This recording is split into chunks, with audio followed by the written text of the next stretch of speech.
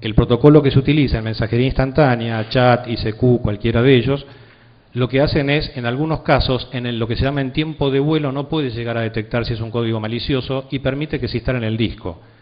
Y cuando eso se quiera ejecutar, recién ahí lo va a poder llegar a neutralizar el antivirus que está en el equipo.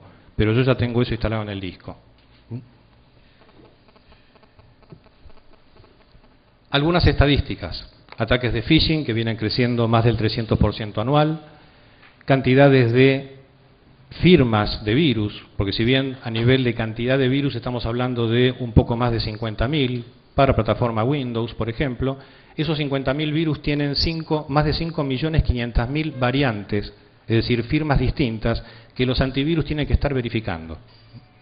Por eso es importante que el antivirus que estemos utilizando, no solamente en el organismo, sino también en nuestras casas, sean licencias legítimas y que estemos seguros que tienen un nivel de robustez acorde a su función. Ranking de países atacantes, por el tipo de ataque van a ver que están siempre Estados Unidos, Rusia, China, Alemania, Brasil. Por ejemplo, Brasil es el principal país generador de spam a nivel Latinoamérica. China, en algunos tipos de ataques, es el principal país atacante y al mismo tiempo el principal país víctima, porque antes de empezar a disparar un ataque hacia afuera, tienen bastantes chinos para probar internamente. El spam viene creciendo más del 150% anual, porque es la mejor forma de distribuir códigos maliciosos. Pero además, el spam no es una molestia. El spam es un ataque por sí mismo. El objetivo de un ataque de spam es dejar fuera de servicio el servidor de correo porque le satura la capacidad de espacio en disco, con correo basura. Los objetivos, porque justamente se vio cuál es la actitud de la gente cuando compra un smartphone, compra un access point para tener una red Wi-Fi en su casa, ve que la saca de la caja, la conecta y ya está navegando, ya está funcionando y se olvidan de setear todos los parámetros de seguridad. Y de ahí es que muchas veces son los objetivos de estos tipos de ataques. El lavado de dinero continúa creciendo y continúa engañando gente, justamente a través de correos electrónicos de phishing, portales que simulan ser los portales de bancos o que simulan ser portales de organismos. Ahora se están empezando a sumar los portales de empresas que dan cupones, porque la gente tiene que registrarse y empezar a brindar un montón de información, y si esos sitios no son genuinos, estamos nosotros dando esa información en forma gratuita. El foco de los ataques actualmente es el robo de identidad y los fraudes económicos. Son los dos puntos principales en el objetivo de los ataques. Las fallas de seguridad no ocurren pensando en que hay alguien que tiene 3 o 4 noches sin dormir, con los ojos llenos de derrames rojos, porque estuvo tratando de entrar permanentemente a un equipo. No, a veces suceden de la forma más sonsa. Recibir información en dispositivos contaminados y no estar verificando cuál es la procedencia de ese dispositivo, o no estar verificando cuál es la seguridad del sitio de donde yo estoy descargando cosas. Recibir correos electrónicos y a veces de personas conocidas nuestras, y que cada vez que recibimos algo se abre un pop-up en rojo del antivirus que acabó de bloquear un troyano, y nosotros le decimos a esa persona, che, cada vez que yo recibo algo tuyo, mi antivirus se vuelve loco. Y la respuesta que recibimos del otro lado, en vez de decir, sí, no, la verdad que tengo que tomar responsablemente una acción para solucionar esto, del otro lado escuchamos, y en algún momento voy a tener tiempo para hacer una limpieza y reinstalar todo. Mientras pasa eso, nuestro antivirus es el que está jugándose la vida cada vez que recibe un correo.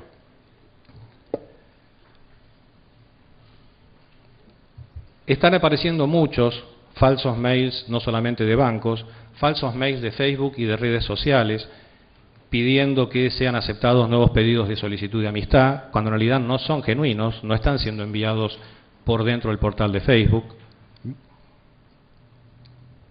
y permanentemente tratando de aprovecharse, digamos, de la desatención de la gente. ¿Qué es lo que pasa hoy cuando estamos encarando el tema de seguridad física y seguridad informática? Esto es lo que sucede hoy actualmente en la gran mayoría de las empresas y organismos. Existen vigiladores en las empresas, contratadas empresas de vigilancia, donde hay gente uniformada controlando los puestos de acceso o las principales entradas a las empresas o los organismos. A veces uno se pone a pensar, bueno, pero ¿por qué esta persona está él solo con su, digamos, con su vida, dependiendo de si alguien quiere directamente abordarlo con un arma, no tiene cómo protegerse. Es decir, ¿por qué no está atrás de algo que le permita tener por lo menos algún tipo de defensa? Un cristal blindado o una garita, como por ejemplo están adentro de los bancos. Control de accesos físicos. Existen controles de acceso, por lo general lectores de tarjeta magnética, están empezando a aparecer utilización de escaneos, o sea, de escáneres de huella digital o escáneres de mano para sitios restringidos. Existe guarda de imágenes de las cámaras de videovigilancia, pero acá empiezan a aparecer las preguntas. ¿Durante cuánto tiempo guardamos las imágenes? Y la mayoría dice, y lo que me dé el disco. Si tengo muchas cámaras y poco disco, y posiblemente no pueda tener más de una semana. Y yo no estoy pensando ahí seriamente de cuánto tiempo es el que yo necesitaría guardar esas evidencias. Si mi disco es chico, lo que tengo que hacer es sacar esa información, pasarla a un disco de mayor capacidad, hasta que tenga la posibilidad de colocarle un disco de mayor tamaño a esa grabadora, por ejemplo. Y el tema del uso de credenciales, que poca gente tiene las credenciales a la vista.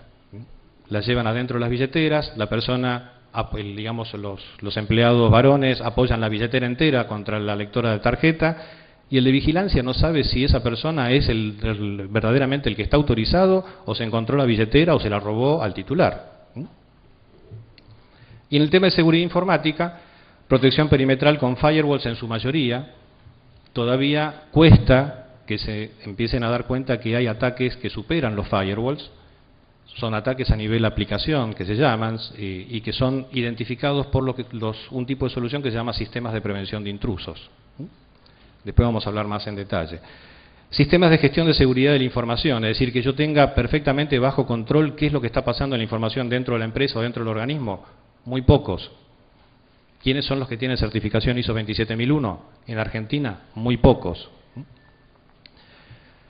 Centros de operaciones de seguridad, lo que se llaman Security Operation Center o SOC, también son muy pocas las empresas que lo tienen en funcionamiento. La mayoría implementa las soluciones y lo deja en lo que se llama piloto automático. Mientras el equipo tenga la luz prendida y esté titilando, significa que está funcionando, y posiblemente ya haya sido superado totalmente. Y el tema de análisis y gestión de riesgos y plan de continuidad de negocios, también siguen siendo asignaturas pendientes de muchas organizaciones. Los factores de éxito es trabajar en forma coordinada las acciones de seguridad física y de seguridad informática.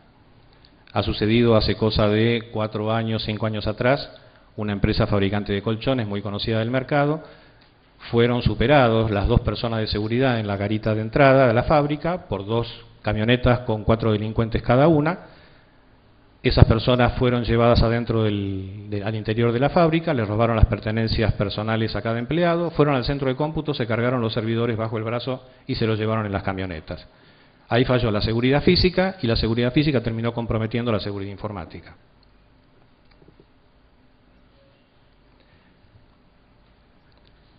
¿Qué pasa hoy en las empresas? A nivel de empresas corporativas, la situación no está bajo control, la situación sigue siendo preocupante. ¿Por qué? Porque hay conocimiento de cuáles son los riesgos, hay conocimiento de las tecnologías, pero en muchos casos todavía no hay una decisión, una acción decidida de implementar y controlar que se cumplan las políticas de seguridad. En organismos de gobierno, ahí empezamos a tener también otro tipo de situaciones. No todos los organismos tienen los mismos niveles de robustez en sus redes y en sus plataformas tecnológicas, lo que hace que puedan ser utilizados algunos como puente para poder entrar o tratar de entrar a los que están más fortalecidos. Si bien empiezan a haber acciones impartidas, todavía no se detecta que la seguridad en plataformas tecnológicas y comunicaciones se esté manejando como una política de Estado. Y eso de alguna manera está representado por justamente esta dualidad de tener muy pocos organismos con un nivel de robustez aceptable y el resto con un nivel de desprotección bastante alarmante, ¿no? Por eso decimos que es preocupante la situación existente en general en organismos de gobierno. Todavía no vemos que se estén tomando, recaudos tan importantes y tan serios como sí se están haciendo en países de Europa y en países de Estados Unidos respecto de lo que es ciberterrorismo. y eso hace que tengamos plataformas y redes vulnerables. En las pymes la situación no es preocupante, sino que es alarmante, porque acá ya empezamos a encontrar que no hay conocimiento, y al no haber conocimiento y haber ignorancia, no saben qué cosas son las que le pueden llegar a pasar, y por lo tanto mucho menos saben cuáles son las cosas que deberían implementar para que no pasen. Y en el ambiente residencial empezamos a ver, y cada vez más aparecen delitos en los diarios, en los noticieros, situaciones de menores que fueron engañados, que fueron de alguna manera convencidos, entre comillas, para aceptar amistades en redes sociales o para creer que los estaban invitando a que fueran a un casting de modelos y después terminan siendo secuestrados o terminan siendo violados o asesinados.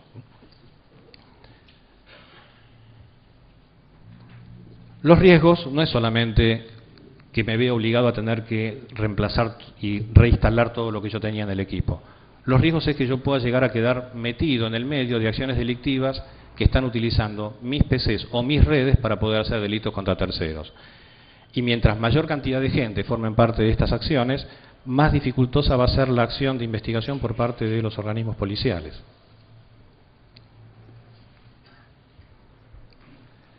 El tema del lavado de dinero es una de las cosas que se están empezando a ver, que ya no solamente están proliferando y están creciendo en Argentina, esto ya es algo que se está viendo a nivel mundial, y por ese motivo, en el caso de Argentina, la UIF está solicitando cada vez mayor frecuencia de informes y mayor profundidad de informes a todas las instituciones que están manejando operaciones de índole financiera.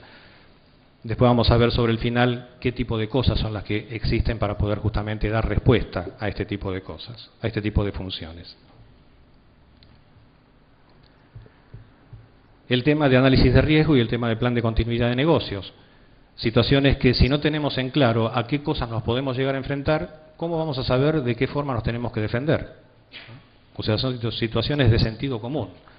Tengo que verificar qué me puede llegar a suceder para tratar de que eso quede neutralizado, o por lo menos si no tengo forma de neutralizarlo, que me provoque el menor daño.